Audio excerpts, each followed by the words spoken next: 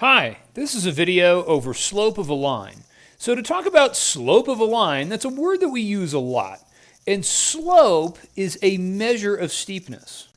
We use the variable m to denote that we're talking about slope. So when I use the letter m, that means we're talking about slope. Now, one of the things that we say is we use the phrase rise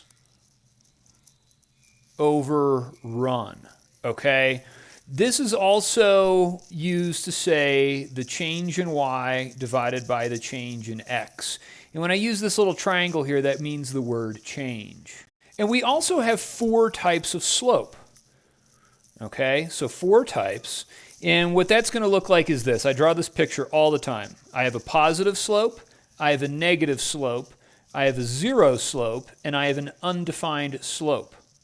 So if we're going up to the right, in this direction, we have a positive slope. Down to the right means we have negative. If I have a line that's going straight across, it has 0 slope. And if it's going straight up and down, it's undefined. Now, another thing that we could say about slope, another word, is the term rate of change. And what I want to use is an example where we are traveling 60 miles per hour, okay? And the word per is an indication that we have a rate of change, okay? So cost per gallon, cost per pound. Anytime that you use that word per, you're really talking about a rate of change. So let's think about something for a second. If you're traveling at 60 miles per 1 hour, all right, then we can look at this a couple different ways. And let's do this. Let's have this be x and y.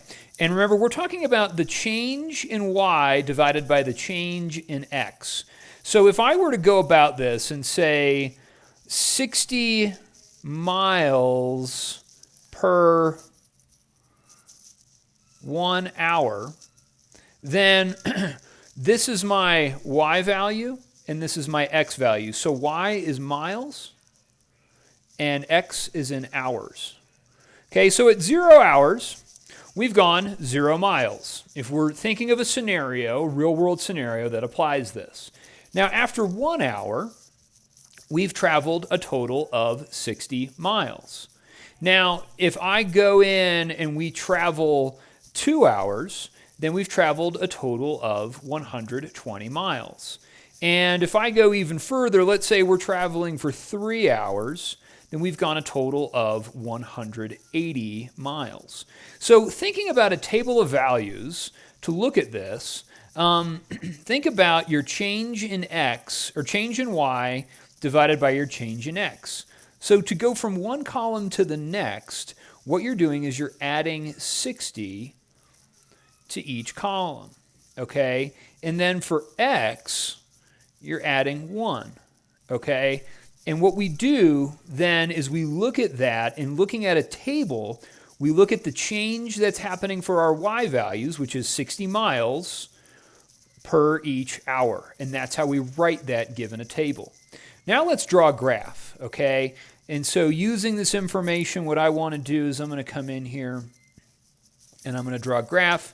And let's say that this is my x-axis, this is my y-axis, this is hours,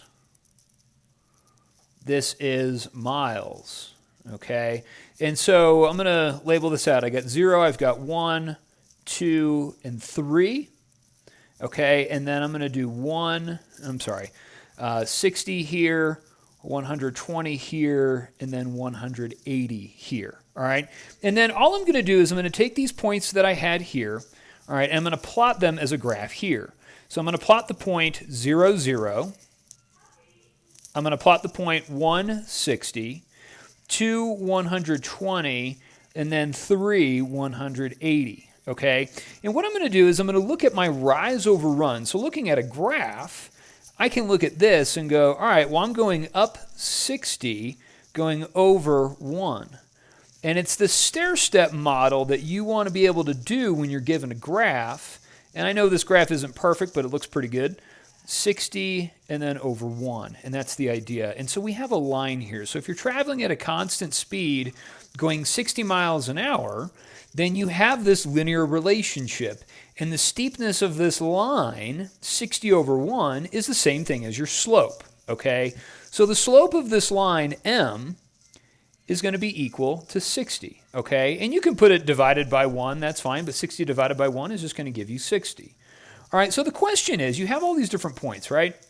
You have the point 1, 60, you have the point 2, 120, you have the point 3, 180, okay? And so given a certain number of points, like let's say you just had the point 2, 120, and the point 3, 180. If I wanted to find the slope between these 2 points, how do I use these numbers to figure that out? Now remember, I'm looking at my change in y divided by my change in x. So how do I get 60 by using 180 and 120? Well, all you're going to do is subtract, and you're going to take this number here, 180 minus 120, so 180 minus 120, divided by, same thing with your x values. To get 1 out of this, you want to do 3 minus 2. So I'm going to do 3, I don't like that color, let's do 3 minus 2, all right, and that's going to equal our slope. Okay, now 180 minus 120 is going to give me a value of 60. 3 minus 2 gives me a value of 1.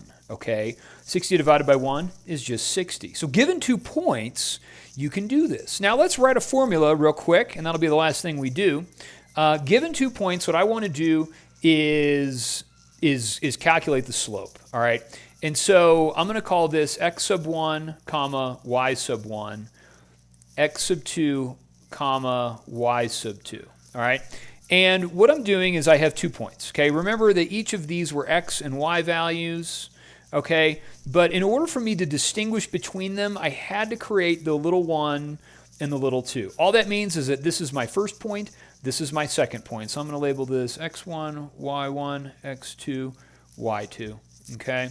And so as a result, in order for me to find my slope, I did 180 minus 120, which is y sub 2 minus y sub 1, over 3 minus 2, which is x sub 2 minus x sub 1.